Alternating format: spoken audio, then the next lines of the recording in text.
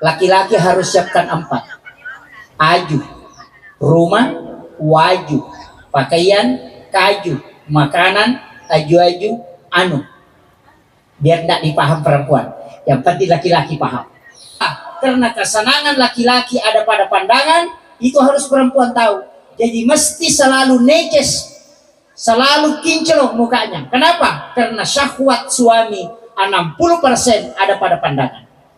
Wanita kalau tidak cantik tidak laku. Laki-laki biar tidak ganteng, yang penting jago mabote laku. Itu kuncinya. Ini arone namone to manggereta aku macam mabote insyaallah laku ki. Tapi ya makum raya nade nama cantik sabaraki. Dulu itu babu biasa tahu sandala minindang ulawang. Orang biasa curi emas, curi motor, curi kendaraan. Sekarang ada juga sudah ada pencuri suami. Iya. Pencuri istri juga ada. Apalagi kalau saya lihat tampan-tampannya ini pengantin laki-laki, wah bahaya. Kayaknya minimal 3 gadis yang pernah dirayu ini. Makanya saya minta dijaga baik-baik. Makanya terjagai bila kita, insya Allah ada doa yang diajarkan Rasulullah ketika kita bangun di waktu subuh, baca Bismillahi ala nafsi wa mali wa ahli 7 kali. Sesudah sholat maghrib baca juga Bismillahi ala nafsi wa mali wa ahli. Insya Allah keluarga kita dijaga oleh Allah.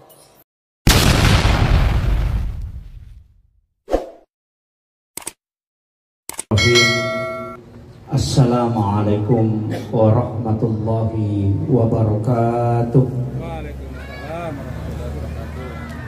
Alhamdulillah, alhamdulillah rabbil alamin. Wassalatu wassalamu ala asyrafil mursalin sayyidina wa maulana wa habib. Alhamdulillah rabbil alamin. Wassalatu wassalamu ala asyrafil anbiya'i wal mursalin sayyidina wa maulana wa habibina wa syafi'ina wa ala alihi wa ashabihi wa sahabatihi ajma'in. Faqad qala Allah ta'ala fi kitabihil karim wa huwa asdaqul qa'ilin. A'udzu billahi minasyaitonir rajim. Bismillahirrahmanirrahim. Wa min ayatihi an khalaqalakum min anfusikum aswaja litaskunu ilaiha wa ja'ala bainakum mawaddatan wa rahmah.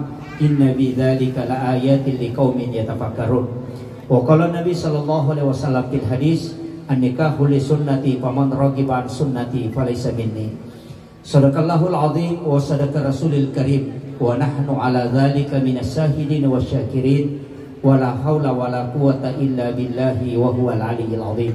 Hadirin wal hadirat ikhwanu fillah, sidang jamaah walimatul urus, wabil khusus pengantar mempelai pengantin perempuan dari laki-laki perempuan dari Makassar dan seluruh keluarga besar mempelai pengantin laki-laki.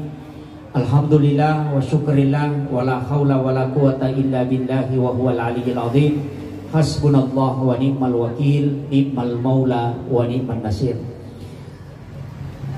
Kita hadir pada pagi hari ini untuk menjadi saksi. Pada kaki hadir madapungang untuk memberikan doa kepada anak kita yang sementara duduk di pelaminan. Jadi alim malabdina Nabi Muhammad sallallahu alaihi wasallam narampe maka daya koganna ipatapulo umatku situ tudangan. Kemudian dia berdoa, maka salah satu di antaranya pasti ada yang doanya mustajabah. Karena 40 jamaah itu salah satu di antara mereka ada waliullah. Itulah sehingga sholat jenazah Rasulullah meminta mencukupkan 40 jamaah. Imam Asy-Syafi'i dalam sholat Jumat nanti mensahkan ketika 40 jamaah mukim. Magi dapat 40 karena bilangan itu ada waliullah, ada kekasih Allah. Angka ki hadere mada punga rilalana ya onrama sagenewe untuk memberikan doa restu kepada anak kita yang sementara duduk di pelaminan. Malada ina puminasa kedua tomaton nabuti ngaronewe makoto parope mabuti makunreye ajak tasalai onro tatuda narekodeti lodongan ni anak tak yang sementara duduk di pelaminan. Memagi-magi rumah tangga yang akan dijalani mampu dia mendapatkan keberkahan. Yelengi baraka alumuya risini na masalah yang kainoloy nasaba degaga rumah tangga degaga masalah. Jadi aja tak ada orang yang berkeluarga itu jauh dari masalah, tidak. Makanya Allah menyebutkan kalimat wa may yattaqillaha yaj'al lahu makhraja. Jadi siapa yang bertawakal kepada Allah dilepaskan, dikeluarkan dari masalah. Denah kada diniale masalah. Maka rumah tangga itu nanti pasti ada masalahnya. Ya nasyal ladina mau tahu pasti angka dua telu masalah nah hadapi. Ya kung kataw makada dewa pangewangi ya si bapak na jamo tapa-tapa. Kecuali tahu taru na tahu bebe si bola di memang. Salamat tahu normal biasa angka si salah pendapat. Kenapa? Karena sakinah tidak akan lahir kecuali sudah ada masalah. Karena sakana itu bahasa Arab, tenang dari kupure magaru. Ya kung ka kopi garu na patanang maka dia bahasa Arab na sakana. Pepohonan ya kung ka daun kayu yang diterpa angin kemudian bergerak kemudian tenang itu sakana.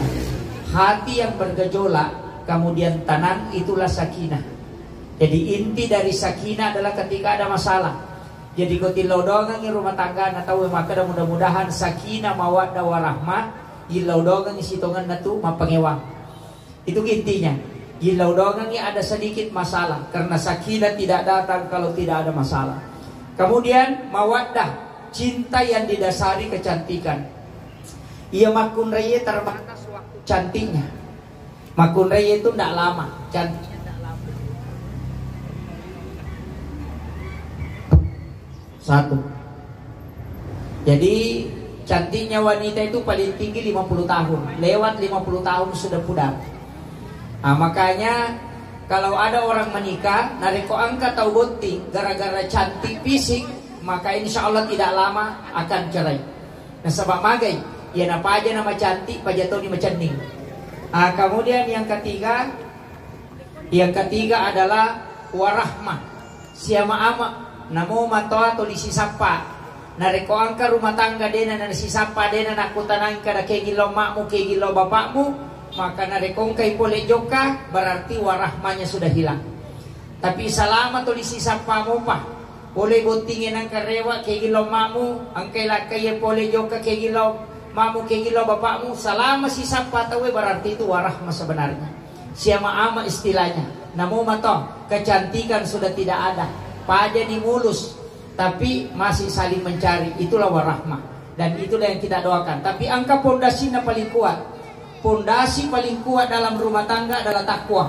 Makanya dulu di Facebook kelima kada mudah-mudahan samawah, singkatan dari sakinah mawaddah warahmah. Ya kuya mudah-mudahan sama rata. Sakinah mawaddah warahmah dan takwa. Karena itu penting. Magina takwa penting karena takwa dalam rumah tangga itu yang melepaskan masalah. Makanya upasang ini terjaga wilayah kita. Jadi sama bicara oke ya. Dari sama Bugis. Oh iya, jaga baik-baik suaminya Dinda, jaga baik-baik pasangan ta, jangan sampai jadi masalah nanti dalam perjalanan rumah tangga.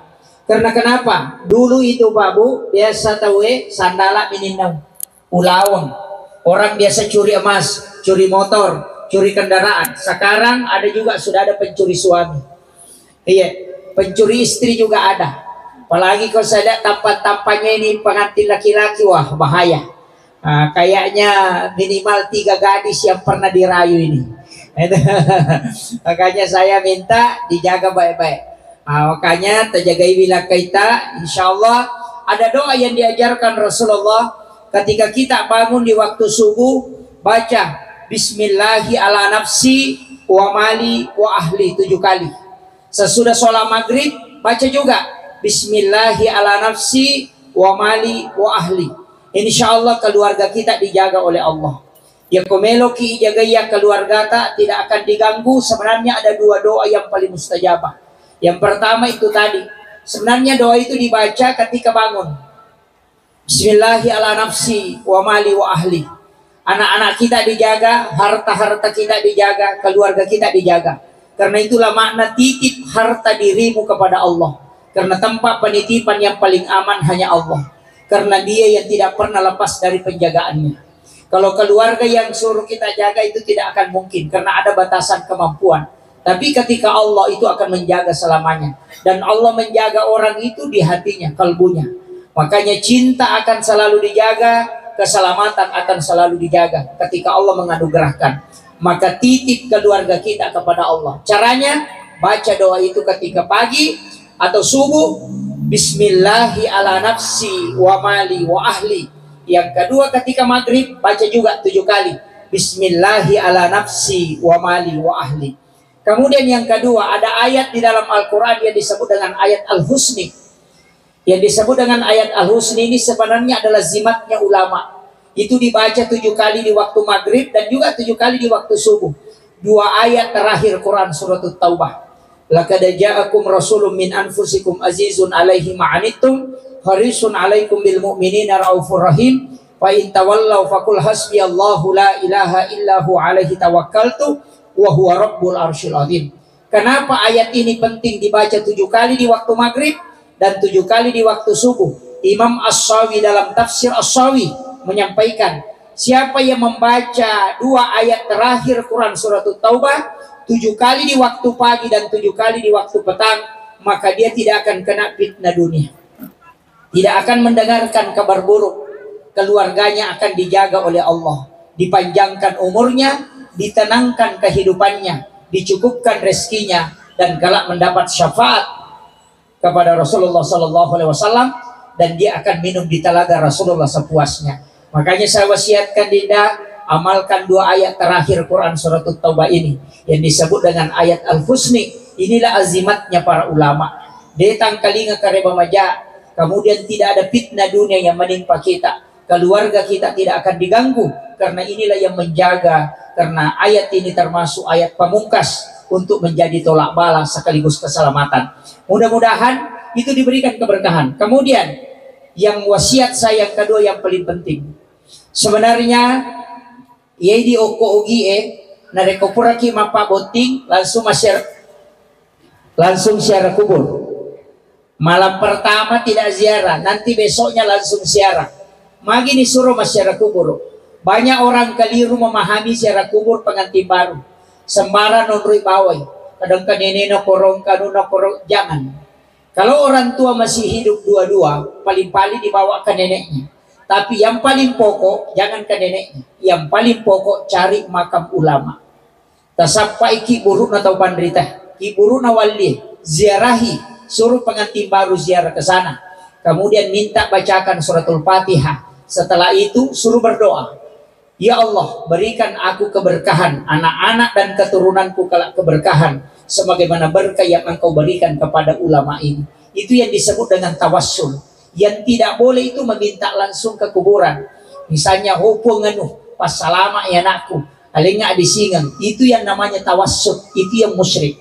Tapi kalau kita bacakan Fatihah kepada orang yang meninggal, utamanya makam di makam para wali.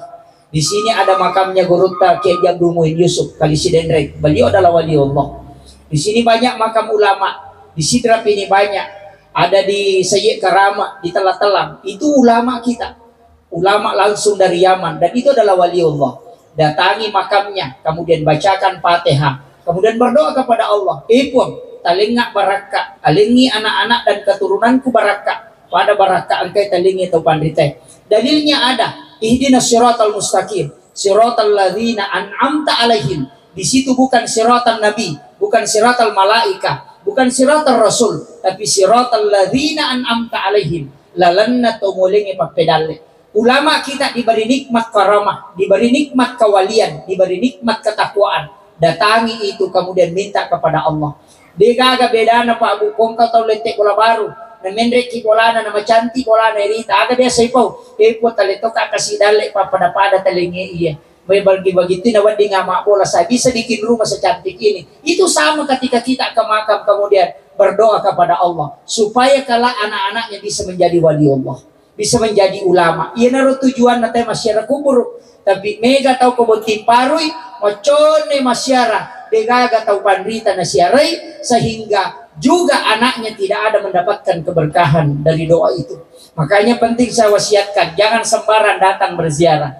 Datangi orang-orang tertentu yang memiliki kewalian. Pada Guru Kiai Abdul Rahman Ambodalle di Mangkoso, pas depan masjid Mangkoso itu, singgah di situ, ziarahi makamnya dan minta keberkahan kepada Allah sebagaimana yang diberikan. Itulah tradisi ulama-ulama kita untuk mendapatkan keturunan yang soleh dan soleha. Kemudian yang ketiga, wasiat saya sebelum berhubungan usahakan agene lalu berwudu sebelum berhubungan. Kenapa? Ketika kedua-duanya berwudu, majenne moki lelewali, kata kok kita berhubungan dan istri bisa hamil dengan itu, insya Allah anaknya akan menjadi orang baik. Tapi ada dua waktu yang paling bagus untuk berhubungan. Yang pertama sesudah sholat duhur. Itu isyarat dari hadis Nabi. Ketika engkau ingin masuk ke dalam kamar ibu bapakmu di siang hari. Kenapa hadis menyebut siang? Kenapa bukan malam? Kenapa bukan sore? Kenapa bukan pagi? Nabi mengatakan ketika engkau ingin masuk ke dalam kamar ibu bapakmu di siang hari, maka ketuk pintunya. Kenapa diminta untuk mengetuk? Itu isyarat untuk orang tua bahwa ada tempat di situ ketika engkau berhubungan bisa melahirkan anak yang soleh. Makanya tempat yang paling bagus berhubungan untuk mendapatkan keturunan yang kuat akidah imannya, berhubungan sesudah sholat duhur. Itu petunjuk para ulama. Kemudian yang kedua, sebelum atau sesudah sholat subuh. Karena kenapa? Itu berkah malaikat turun pada waktu itu. Makanya sedekah subuh itu sangat bagus. Sholat subuh itu disaksikan malaikat. Karena berhubungan sebelum dan sesudah sholat subuh, itu juga bisa menguatkan keimanan anak-anak kita. Ya miko imun rina isah bahaya lada. Madarian terlalu pesantren yolo letu bola dan pengantarana. Kenapa? Karena memang imun rina isah takibuai. Nah, mereka tanya pengantar anak botingnya biasanya bikin anak ini kapan? Sesudah Isa ya. Makanya lemah keimanan anak-anak kita.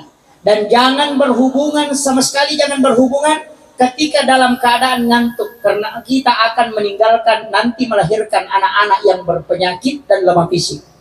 Jangan juga berhubungan ketika sangat kenyang, karena itu akan melahirkan keturunan yang bodoh.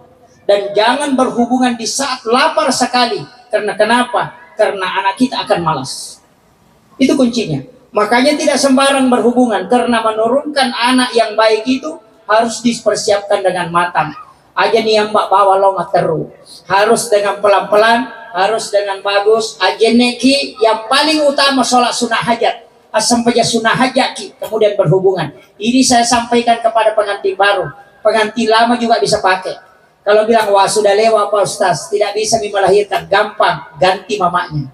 Atau tambah. Aja mau tersinggung. Kemudian, wasiat saya yang keempat, jangan sekali-kali berhubungan badan manakala salah satu pasangan sudah bermimpi berhubungan badan.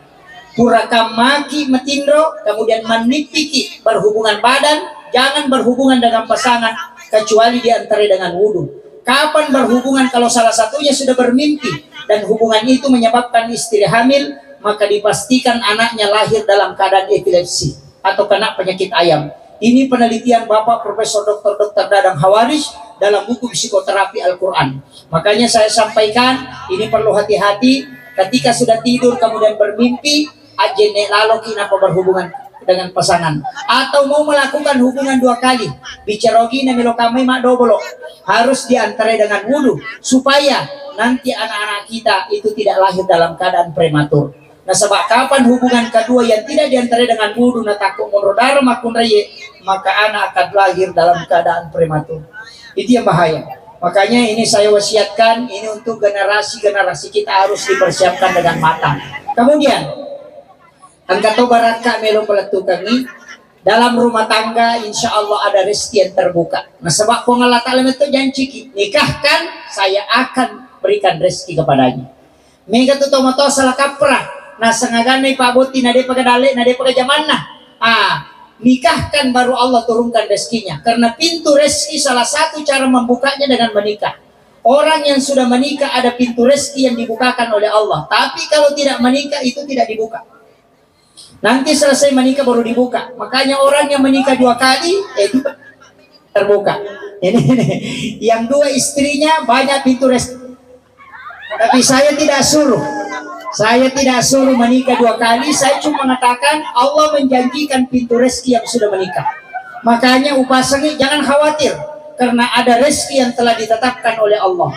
Insya Allah cuma kita harus menambah jalurnya.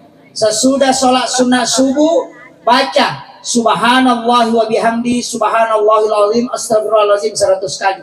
Tidak akan pakir hingga meninggal. Yang kedua, la ilaha illallahul malikul haqqul mubin, dibaca sesudah sholat duhur 100 kali.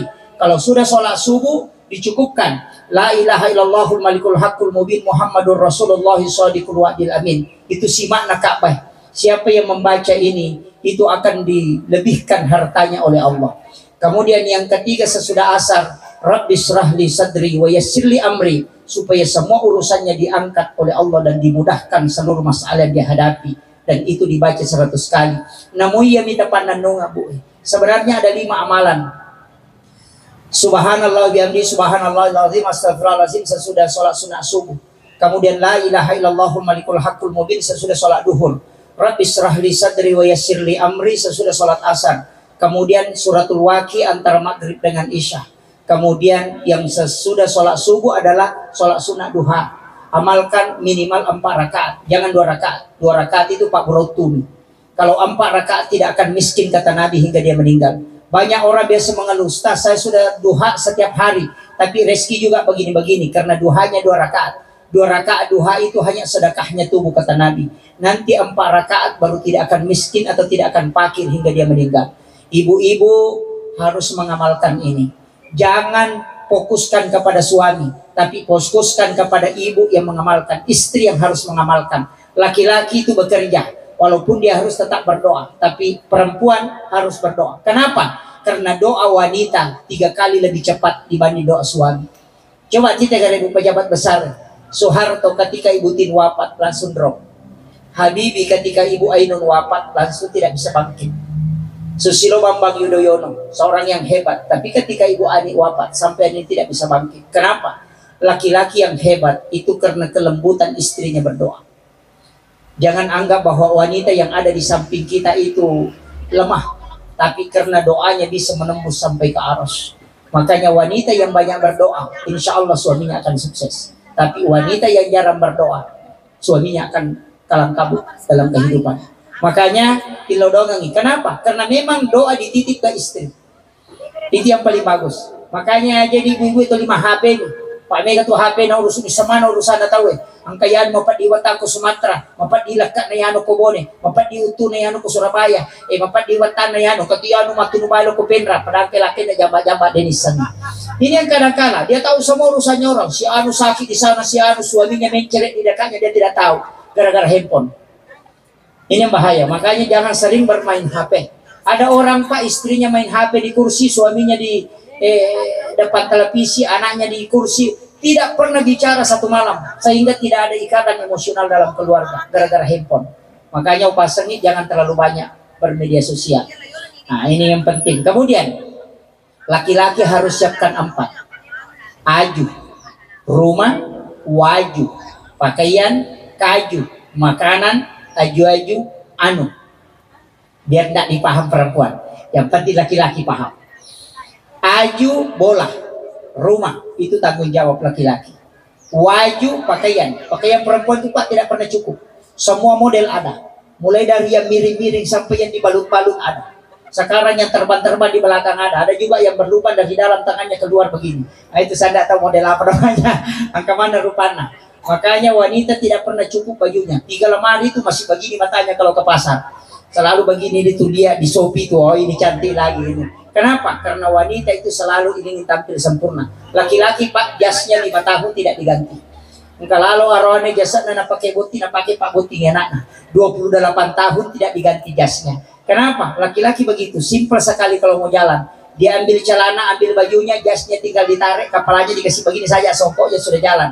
Kalau mukanya itu dikasih begini saja, oh selesai. Kalau perempuan tidak bisa. Macam mipuli yolo, macam mipuli bondre, macam mipuli bondre. Di mana? Melihat ke depan, melihat juga ke belakang. Kalau ketemu orang ditanya lagi, tidak ada jibekok, tidak ada apa. Padahal dia sudah cermin 3 kali itu. Naik ke mobilnya orang dikasih begini lagi spionnya. Itu atau ke mana ke spion itu makanya tidak ada lurus itu ke spion di luar itu kalau ada perempuan sudah lewat. Kenapa? Wanita itu bahasa Arabnya adalah mar'ah, sedangkan cermin bahasa Arabnya adalah mir'ah. Itu satu akar kata. Wanita dengan cermin tidak bisa dipisahkan. Makanya wanita kalau ke pengantin selalu tasnya besar karena ada cermin di dalam. Kalau laki-laki tidak, urusannya di belakang. Nah ini penting saya wasiatkan. Kenapa? Karena kesenangan laki-laki ada pada pandangan, itu harus perempuan tahu. Jadi mesti selalu neces, selalu kinclong mukanya. Kenapa? Karena syahwat suami 60% ada pada pandangan. Wanita kalau tidak cantik tidak laku. Laki-laki biar tidak ganteng, yang penting jago mabote laku. Itu kuncinya. Ini rone namanya itu menggeretak aku macam mabote insyaallah laku ki. Tapi ya makumraya nade nama cantik sabaraki. Makanya semua penjual Pak mulai dari Sidrap sampai Makassar yang menjaga warung itu perempuan. Kenapa? Karena pengaruh itu besar untuk laki-laki. Makanya hati-hati nih, apalagi di Makassar dengan Sidrap. Nanti kalau selalu manyung mulutnya di rumah begini, kalau mau jalan suaminya, ada yang senyum-senyum di warung, langsung dia bilang, ini lebih cantik daripada istriku di rumah. Itulah faktor awal selingkuh. Karena istrinya manyung di rumah. Makanya jangan manyung kalau mau berangkat suaminya. Harus senyum-senyum kalau mau berangkat suaminya. Supaya nanti selalu diingat. Kemudian yang terakhir, aju, waju, kaju, aju-aju. Yang terakhir adalah aju-aju. Ini yang penting. Makanya aju-aju ini bahasa Bugis. Harus tadi belikanlah perempuan kulkas, belikan kompor gas, belikan tas, belikan juga emas, belikan juga mobil ras. Tapi biar ada emas, ada kulkas, ada mobil ras, kalau tidak ada pacas, naik mobil ambulans pulang. Ini. Langsung mengerti ini. Kalau saya bilang pacas, langsung mengerti. Makanya di dalam agama kita diajarkan oleh Rasulullah, ada sedekahnya Nabi Ibrahim. Setiap mau makan sedekahnya Ibrahim, insya Allah tidak lama syahwat. Apa itu? Garam halus. Siapa yang makan garam sebelum makan dan makan garam sesudah makan, maka pasti dicerdaskan otaknya. Yang kedua tidak akan lama syahwat. Yang ketiga tidak akan keracunan makanan. Karena itu sedekahnya Nabi Ibrahim. Makanya orang yang makan garam halus, insya Allah cerdas. Anak-anak yang sebelum makan diajari makan garam halus, itu sunnah Nabi. Cuma orang lupakan. Kalau kita buka kitab Hiyalimiddin karangan Imamul Ghazali, itu dia rinci itu. Makanya kalau mau makan garam halus sedikit. Dalam ilmu medis itu juga obat tidak akan keracunan makanan karena yodium asli. Kemudian yang ketiga, tidak ada laki-laki yang lama syahwat yang mengamalkan itu. Makanya penting air garam itu juga obat. Itu bisa menyembuhkan 40 jenis penyakit. Karena air laut itu 70% oksigennya. Orang kena serat kejepit suruh mandi di laut. Rutin 1 bulan. Insya Allah bisa jalan itu. Kenapa? Karena terapi yang paling bagus adalah air garam. Karena dia oksigennya padat. Di darat itu cuma 30. Laut itu 70. Makanya orang yang kalau terapi kesembuhan paling cepat sebenarnya air laut. Cuma kadang orang tidak gunakan. Baharudin Lopa almarhum itu setiap subuh Jumat pasti mandi di laut. Untuk menjaga kesehatan fisik. Saya ketemu kemarin Bapak Insinyur Haji Aksa Mahmud. Itu bisa berenang 1 kilometer tanpa alat di laut, pada umumnya sudah 67 tahun. Itu karena dia selalu menggunakan terapi air laut. Makanya orang yang tidak paham dengan khasiat air laut, itu kadang tidak mempedulikan. Padahal di situ intinya, kalau ada orang lama syahwat, suruh rutin mandi di laut. Itu juga obat yang paling bagus. Makanya kalau ada orang kena gangguan jin, nah dia tidak bisa diruqyah, suruh mandi di laut. Menyelam pertama, suruh baca suratul Fatihah. Baru naik, menyelam kedua suruh baca ayat kursi, jinnya akan keluar. Itu cara orang mengeluarkan jin yang tidak bisa diruqyah. Inilah yang dipakai ulama kita dari dulu. Makanya penting, tapi insya Allah ada jin yang menjaga 2 anak kita ini. Namanya Dasin dan Dasima. Jin itulah yang mengganggu rumah tangganya supaya kadang bertengkar. Tapi insya Allah ketika dia salam atau kau masuk ke kamarnya, jin ini akan keluar. Jadi obat supaya tidak diganggu jin di dalam kamar, ucapkan salam ketika masuk ke dalam kamar. Dasin dan Dasima akan keluar. Tapi saya sampaikan Dinda, jangan terlalu banyak ngomel kalau ada masalahnya suami. Diam saja dan doakan. Kalau tidak, kasih saran dengan membisik-bisik. Jangan berdebat. Kalau suaminya marah-marah, diam. Kalau istri marah-marah, suaminya harus diam supaya tidak berdebat. Kalau ada satu marah kemudian ngomong satu kali biasa terbang piring itu. Tidak ada sayapnya yang biasa terbang. Tapi kalau ada yang marah satu diam, insya Allah berhenti. Apalagi kalau, tapi saya tahu itu perempuan yang tukang marah. Siapa namanya ini perempuan? Fitri, alhamdulillah selamatlah pengantin laki-laki. Namanya bagus, bukan tukang marah. Yang tukang marah itu Wati, Fatmawati, Sukmawati, Rahmawati, itu yang tukang marah. Ya, Fitri tidak insya Allah. Itu kagak makundrat ya sawati. Ada. Ah itu kalau wati pak suaminya turu toto ni nanaki dan kamate. Tidak akan bisa melawan itu suaminya. Kenapa? Karena memang nama ini ada yang menjaga sebenarnya, yang tidak mau ditundukkan. Ah itu susah ditundukkan. Wati, tapi kalau dia jadi pemimpin pasti berhasil. Karena dia bisa memerintah laki-laki. Itu hebatnya nama yang ada wati di ujungnya. Yang kedua enang kamakunray manipi timurase na pananakato tu apa maringan inaka. Kaya mo pa magalak kau jai balik bolana. Saya kira ini yang penting saya sampaikan. Mudah-mudahan ada hikmahnya. Saya wasiatkan kepada pengantin baru dan juga kepada pengantin lama, terkhusus juga kepada saya pribadi, jangan tinggalkan ibadah termasuk sholat dan jangan tinggalkan sedekah. Bersedekah yang paling bagus Dinda adalah melayani suami dengan sempurna, karena pahalanya sama dengan ibadah umrah 1 kali. Makanya macam ya kumelo kita ke bibineta sayang mekila umrah, itu yang paling bagus. Akhirul kalam, wallahul muwaffiq ila aqwamit thoriq. Nasr minallahi wa fathul qarib wa basyiril mu'minin. Assalamualaikum warahmatullahi wabarakatuh.